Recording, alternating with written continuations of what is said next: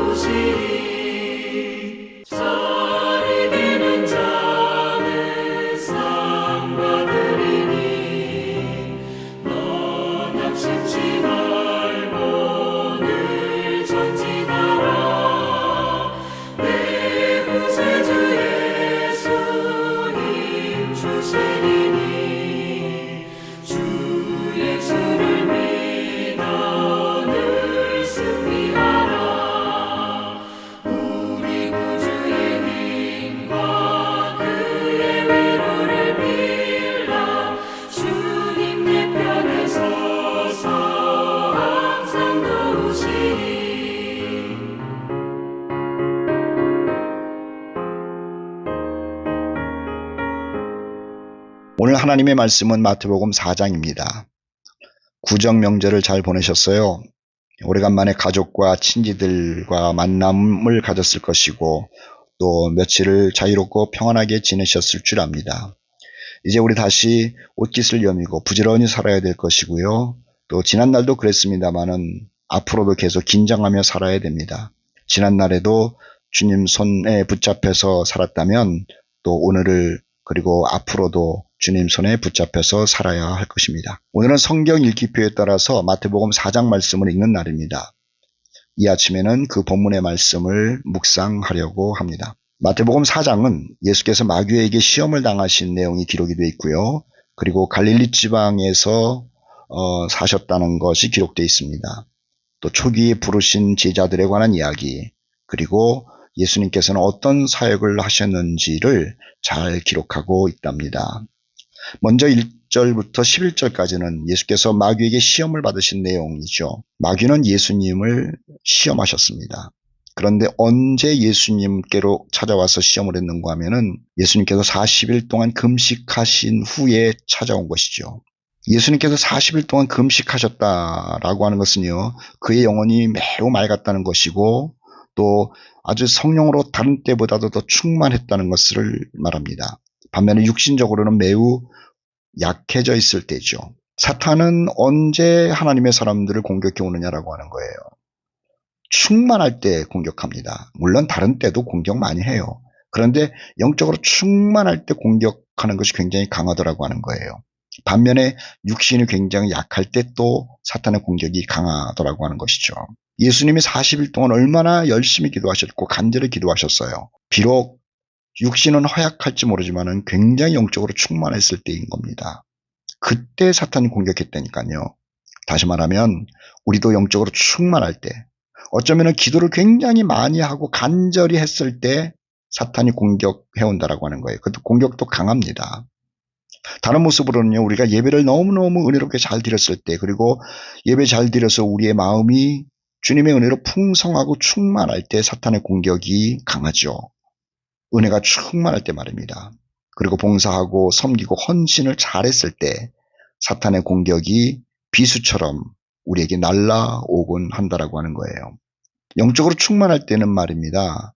대부분 긴장하질 않아요. 왜냐하면 내가 너무 풍성하기 때문에 그래요. 너무 충만하기 때문에 그래요. 그리고 자신감이 있기 때문에 그래요. 그런데요, 그 자신감보다도 사탄은 더 강합니다. 그래서 그 자신감으로 충만한 사람을 툭 건드리고 나면은 그 사람이 쓰러지는 경우가 매우 많이 있다라고 하는 것이죠. 정상에 올라간 사람들에게 사탄은 공격합니다. 그리고 그 공격에 많은 사람들이 넘어지더라고 하는 거예요. 우리의 싸움의 대상은 보이지 않는 영물들 아닙니까? 구체적으로 말하면요, 그 수괴는 마귀인 것이고요, 그 졸개들은 귀신들이라고 하는 겁니다. 보이는 대상과 싸우는 것이 아닙니다. 보이지 않는 대상과 싸우는 겁니다. 사도 바울은 이 보이지 않는 영물들에 대하여 말하기를 세상의 통치자라고 이야기를 하고 세상의 권세라고 이야기를 해요. 그리고 공중의 권세 잡은 자들이라고 얘기를 해요. 그러니 이 강하고 무서운 존재들이 하나님의 백성들을 공격하니 이게 얼마나 무시무시한 공격이냐라고 하는 것이죠. 사탄이 공격할 때 인간 내면의 본능들을 깨워가지고 공격을 한답니다. 사도 요한은 말하기를 그것이 육신의 정욕이고 안목의 정욕이고 이생의 자랑과 같은 것들이라고 얘기를 해요. 이 육신의 정욕을 일깨우고 안목의 정욕을 일깨우고 그리고 이생의 자랑을 일깨워서 거기에 집착하도록 만들고 그러므로 인하여 하나님을 등지고 세상 속에서 넘어지며 살도록 하는 것이 사탄의 공격 방법, 또 시험하는 방법, 유혹의 방법이라고 하는 것이죠. 오늘 마태복음 4장에서 예수께서 시험을 받으신 것과 공격받으신 것도 지극히 세상적이라는 것 우리가 발견할 수 있습니다. 먹는 문제로 공격하잖아요. 소유 문제로 공격하잖아요. 그리고 명예 문제로 공격을 하고 있더라고 하는 것이죠. 40일 금식한 것을 알고 찾아왔습니다. 40일 금식했으니 얼마나 배가 고플까. 그래서 시험한 것이 돌로 떡을 만들어 먹으라고 하는 거예요. 먹는 문제로 공격했다니까요. 그리고 성전에 데리고 올라가서 거기서 뛰어내려라. 그러면은 천사들이 너를 지켜줄 것 아니냐. 그러면은 너는 성전에서 뛰어내렸음에도 불구하고 아무런 상처를 입지 않은 사람으로서 유명해질 것이다 라고 유혹을 하는 겁니다. 높아지라는 거예요. 그리고 산에 데리고 올라가서 온 천하를 보이면서 다 주겠다. 최고의 소유자 부자가 되라고 하는 유혹을 하고 있는 겁니다. 이 시험과 유혹이 간단한 게 아니죠. 사람의 본능이라니까요. 먹는 문제 그렇잖아요. 사람들 마음마다 다 갖고 싶은 소유욕이 있잖아요. 그리고 인생을 살면서 이름 남기고 싶은 욕심이 있지 않습니까? 이것을 가지고 예수님을 공격한 것처럼 오늘 예수의 영을 가지고 있는 우리들에게도 같은 방법으로 공격한다라고 하는 겁니다. 이 문제는요, 만만한 게 아니에요. 다시요. 이 공격은 만만한 문제가 아니에요. 자, 그렇다면 예수님께서 이 끔찍한 공격을 받았을 때 어떻게 이겨내셨느냐라고 하는 것이죠. 하나님의 말씀으로 이겨냈다는 겁니다. 우리는 여기서 분명히 또 기억하고 마음에 새겨야 되는 것, 사탄의 공격을 이길 수 있는 것은 말씀뿐이라고 하는 거예요. 말씀이 무기입니다. 사도 바울은 하나님의 말씀이 성령의 검이라고 알려졌습니다. 사탄이 공격해 올 때 방어할 수 있는 무기들이 여러 가지가 있어요. 믿음도 있고 뭐 구원의 투구도 있고 또 신발도 있고 등등등 에베소서 6장에 기록되어 있지 않습니까? 그런데 사탄을 무섭게 만들고 사탄을 도망하게 만들고 사탄에게 치명적인 해를 입히는 것은 다시 말하면 공격용 무기는 하나님의 말씀이라고 하는 겁니다. 이 하나님의 말씀이라고 하는 성령의 검을 휘두르면은요, 사탄이 무서워합니다. 그리고 움찔해서 도망가더라고 하는 거예요. 오늘 본문의 예수님도 사탄의 공격을 성령의 검, 하나님의 말씀으로 물리치셨습니다. 하나님의 말씀을 들었을 때 사탄이 도망갔다는 것 아닙니까? 자, 4절 말씀이죠. 예수께서 대답하여 이르시되 기록되었으되 사람의 떡으로만 살 것이 아니요 하나님의 입으로부터 나오는 모든 말씀으로 살 것이라. 두 번째 시험을 받았을 때도요. 5절에 이렇게 물리치셨습니다. 예수께서 이르시되 또 기록되었으되 주 너희 하나님을 시험하지 말라 하셨느니라. 세 번째 공격이 왔을 때도 같은 방법이에요. 10절인데요. 예수께서 말씀하시되 사탄아 물러가라. 기록되었으되 주 너희 하나님께 경배하고 다만 그를 섬기라 하였느니라. 이렇게 받아치셨다는 것 아닙니까? 오늘 마태복음 4장 말씀에 예수님의 시험 받으신 이야기, 그리고 멋지게 물리치신 이야기가 기록되어 있는데요. 물리치신 것은 하나님의 말씀이었다라고 하는 겁니다. 11절 말씀에 이렇게 기록되어 있어요. 하나님의 말씀을 들은 마귀는 예수를 떠나갔다. 우리도 어떤 시험을 받을 때에 또는 공격을 받을 때, 유혹을 받을 때에요. 정신 똑바로 차리고 하나님의 말씀을 되새기자고요. 그리고 그 하나님의 말씀을 선포하자고요. 마귀가 한 길로 왔다가 7길로 도망가는 역사가 분명히 나타날 줄 믿습니다. 자, 마태복음 4장의 두 번째 내용은 말입니다. 예수님의 사역이 성경대로 시작되고 있음을 소개하고 있습니다. 12절로 17절 말씀인데요. 내용은 이런 겁니다. 예수께서 세례 요한이 잡히시고 난 다음에 북쪽 지방 갈릴리 근방 가버나움에 거주하시면서 사역하셨다. 이렇게 알려주고 있는 것이죠. 세례 요한이 잡히셨다. 자, 세례 요한이 어떤 사람이었죠? 외치는 자였다는 거예요. 예수님 오실 때까지 예수님이 오실 것을 알리는 외치는 사역을 한 것이죠. 자, 그 외치는 사역은 예수님이 오시면 끝나면 되는 겁니다. 아니나 다를까 예수님이 오시자 외치는 사역이 끝났습니다. 어떤 방법으로 끝났는지는 성경이 이렇게 말해요. 요한이 잡힘으로 인하여 예수님이 오실 것을 외치는 일이 끝났다는 거예요. 그리고 그 일이 끝나자마자 예수님이 말씀대로 이스라엘 땅 북쪽 지방에 오셔서 사역을 시작하셨다라고 성경은 알려주고 있습니다. 마태복음 4장 12절입니다. 예수께서 요한이 잡히셨음을 들으시고 즉 외치는 자의 소리가 사역이 끝난 것을 들으시고 갈릴리로 물러가셨다가 나사렛을 떠나 스불론과 납달리 지경 해변에 있는 가버나움에 가서 사셨다. 왜 그랬다고요? 14절, 15절, 16절인데요. 이는 그렇게 하시는 이유는 선지자 이사야를 통하여 하신 말씀을 이루려 하심이라. 일러스드의 스불론 땅과 납달리 땅과 요단강 저편 해변 길과 이방의 갈릴리여 흑암에 앉은 백성이 큰 빛을 보았고 사망의 땅과 그늘에 앉은 자들에게 빛이 빛이었도다 하였느니라. 예수님은 말입니다. 스스로 하신 일이 없습니다.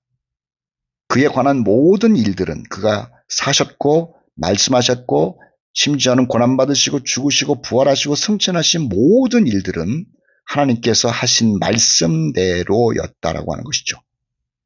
즉 하나님의 말씀은 그대로 다 이루어지고 있다는 것을 우리에게 알려주고 있는 겁니다.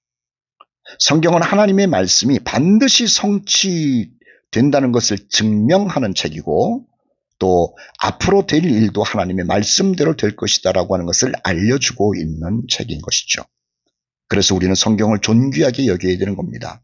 성경을 통해서 하나님의 말씀이 성취된 것을 보고 하나님을 두려워해야 되는 것이고 또 세상에서 일어나는 일들을 보면서 하나님의 말씀대로 되고 있구나라는 생각을 하며 하나님께 예배하는 삶을 살아야 하는 것이죠.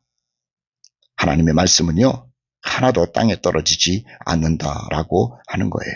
마태복음 4장 1절부터 11절까지 말씀의 능력을 얘기를 하죠.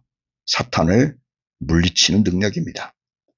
그리고 12절 말씀부터 17절까지 말씀의 성취됨을 이야기하고 있는 겁니다. 사탄을 이기게 하는 능력도 있고 하나님의 말씀은 반드시 성취되었고 성취되고 있고 성취되는 생명체라는 것을 알려주고 있는 것이죠. 또 마태복음 4장의 세 번째 이야기는 말입니다. 예수님의 사역이 어떤 것이었는지를 소개해주고 있습니다. 17절 말씀에는요. 예수님의 사역이 회개하라는 명령을 하신 사역으로 기록되어 있어요. 이렇게 기록되어 있지 않습니까? 이때부터 예수께서 비로소 전파하여 이르시되 회개하라. 그래요. 사람들을 찾아와가지고 죄를 회개하라고 명령하신 것이 예수님의 첫 번째 사역이었다라고 하는 거예요. 두 번째 사역은 뭐냐면 천국을 알려주는 것이죠. 그래서 17절 뒷부분에 천국이 가까웠느니라는 말씀을 하시고요. 또 23절 말씀에도 천국 복음을 전파하셨다. 이렇게 예수님의 사역을 소개하고 있는 겁니다. 자, 회개하라는 사역, 또 천국을 알려주는 사역, 또 세 번째는 뭐냐면요. 가르치는 사역을 하셨대요. 4장 23절 말씀에 보면 회당에서 가르치셨다. 뭘 가르치셨냐는 거죠. 천국도 가르치셨겠고 하나님이 어떤 분이신지도 가르치셨을 것이고 하나님께서 우리를 얼마나 사랑하시는지도 가르치실 것이고 하나님께서 하신 일과 하실 일도 가르치셨을 거예요. 그리고 하나님의 뜻이 무엇인지도 가르치시면서 그 뜻대로 살도록 권면을 하셨을 것이 분명합니다. 또 하나 예수께서 하신 일은 뭐냐면 치유하신 사역이죠. 4장 23절 뒷부분에 보니까는 백성 중에 모든 병과 모든 약한 것을 고치셨다. 이렇게 예수님의 사역을 알려주고 있습니다. 분명히 몸도 고치셨어요. 마음도 고치셨어요. 영혼도 치료하신 거죠. 예수님께서 3년 동안 세상에 계시면서 하신 일들 회개하라고 하셨다는잖아요.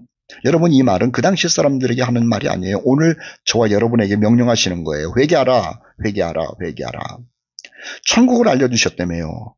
저와 여러분에게도 하나님의 나라가 있다는 것을 알려주시고 있다는 겁니다. 천국은요. 예수님만 알아요.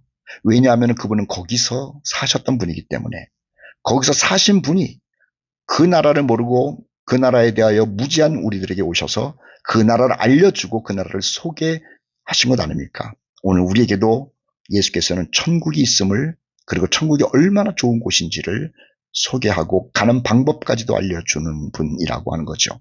또 예수님은 과거에도 그랬지만 지금도 하나님이 누군지 또 진리가 무엇인지 구원은 어떻게 받는 것인지 하나님이 우리에게 원하시는 것이 무엇인지를 친절히 가르쳐주고 있다는 것을 생각하면서 주님을 대해야 할 것이다라고 하는 거예요. 뿐만 아니라 우리의 몸도 마음도 영혼도 늘 치유하시면서 위로하시는 그 예수님이라는 거죠. 그 예수님이 전에도 우리 옆에 계셨어요. 지금도 옆에 계세요. 그리고 지금도 사역하세요. 주님의 사역의 소리를 듣고 주님의 사역을 느끼면서 우리는 그 주님과 동행하면서 사는 삶을 살아야 할 것이다라고 하는 겁니다. 마지막으로 마태복음 4장에 나오는 이야기는 제자를 부르신 이야기입니다. 18절 말씀부터 22절까지 말씀인데요. 거기에 베드로를 부르시고 그의 형제 안드레를 부르셨어요. 그리고 야고보를 부르시고 그의 형제 요한을 부르셨답니다. 예수님께서 이 제자들을 부르셨을 때 보면은요, 한가한 사람 부른 게 아닙니다. 할 일 없는 사람, 띵까띵까 노는 사람을 부른 게 아니에요. 바쁜 사람을 부르셨어요. 현재 지금 일하고 있는 사람을 부르셨어요. 또 책임져야 할 일이 있는 사람을 부르셨다는 거죠. 오늘 네 사람을 부를 때 보면 그들은 어부였다라고 얘기를 하고 바쁘게 그물을 깁고 있는 사람들이었다고 소개하고 있고 또 아버지를 책임져야 되는 사람 이런 것을 소개하면서 그런 사람을 불렀다고 말씀하고 있는 겁니다. 하나님께서 사람을 일꾼으로 부르실 때에 아무나 부르지 않으세요. 노는 사람 부르지 않으세요. 게을러 터진 사람 부르지 않습니다. 생각만 하고 일하지 않는 사람 부르지 않습니다.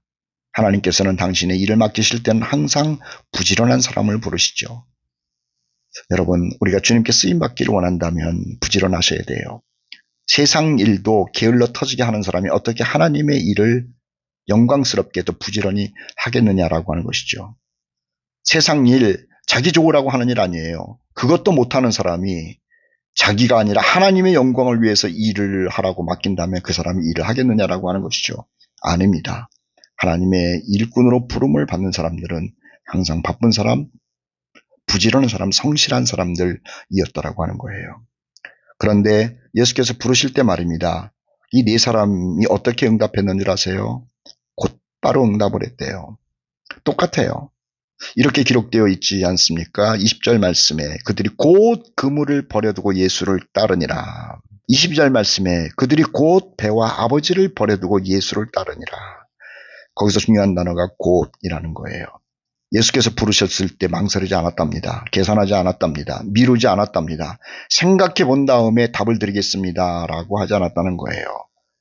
머릿속에서는 굉장히 복잡했을 겁니다. 내가 이 어부를 그만둔다면 우리 식구들은 어떻게 될 것인가? 내가 지금 쫓아가면은 다 헤어진 그물은 이거는 못 쓰게 될 터인데 내가 지금 쫓아가면은 우리 아버지는 어떻게 될 것인가? 별 생각을 다 했겠죠. 그런데 그렇게 갑작스럽게 밀려오는 생각들을 단번에 끊어버리고요.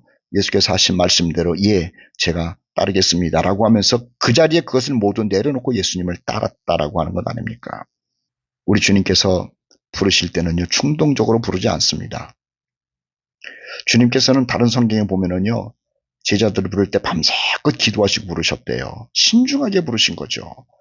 예수께서 신중하게 부르셨기 때문에 우리는 예수님의 부르심을 듣고 우리는 그냥 예스 하면 되는 거예요. 그럴 때 하나님께서 우리를 통하여 일하시죠. 또 우리를 통하여 역사하십니다. 그 역사는 생명이 생산되는 그리고 생명이 살아나는 역사라고 하는 것이죠. 주의 부르심은요, 세상적으로는 영광스러운 부름은 절대로 아닙니다. 주의 부르심은 세상적으로 고난입니다. 손해보는 겁니다. 이건 사역의 부름이기 때문에 그래요. 그러나 이 부름에 응답을 하면은요, 천사들도 흠모한답니다. 왜냐하면 하늘에서 상이 큰 부름이고 영광스러운 부름이기 때문에 그렇죠. 주님의 부름에 응답을 하고 그렇게 살면은 면류관은 이 땅에서는 없습니다. 그런데 하나님 앞에 섰을 때 잘했다 칭찬 듣게 되는 것이고요. 그리고 의의 면류관 또 선한 면류관 승리의 면류관을 받아 쓰게 된다라고 하는 것이죠. 오늘 아침 마태복음 4장 말씀을 읽었습니다. 우리 주님 금식한 가운데 마귀에게 시험을 받았으나 말씀으로 이기셨어요. 우리도 말씀으로 이깁시다. 예수님께서 움직이시는 모두가 하나님의 말씀대로 움직이셨어요.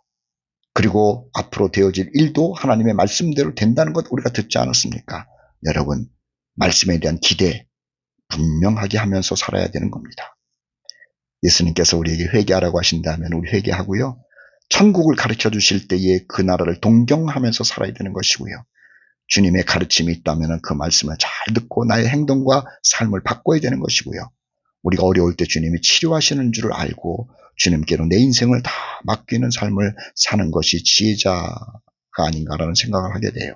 그리고 또 마지막으로 주님 부르실 때 신중하게 생각하시고 일을 맡기시는 것이니 제자들처럼 곧 순종하고 주님을 따르고 해서 하나님께는 영광, 열매 맺는 우리의 삶이 되기를 예수님의 이름으로 축복합니다.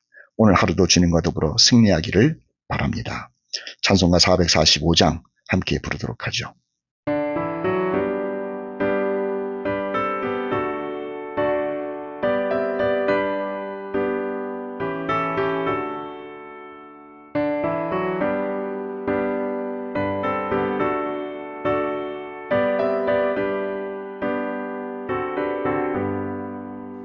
세상을 넘어 천국에 가도 빛 가운데로 걸어가며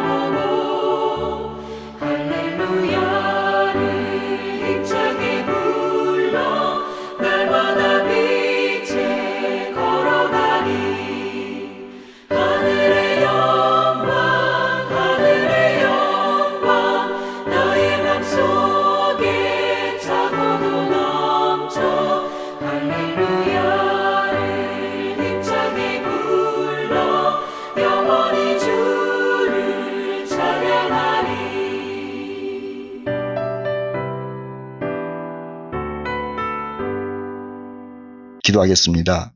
사랑과 은혜가 풍성하신 하나님 아버지, 오늘 아침에도 저희들 하나님의 말씀을 묵상했습니다.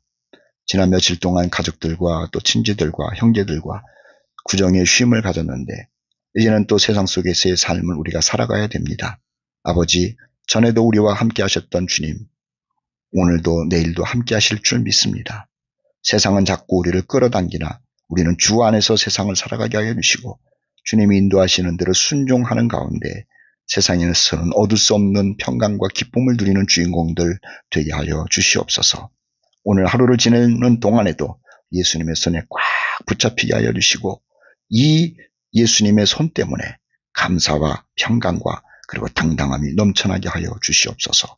오늘도 함께 하시는 하나님을 찬양하오며 우리 구주 예수 그리스도의 이름으로 기도합니다. 아멘. 오늘도 주님과 동행하며 또 승리하는 그리고 멋진 날 되시기를 예수님의 이름으로 축복합니다. 할렐루야.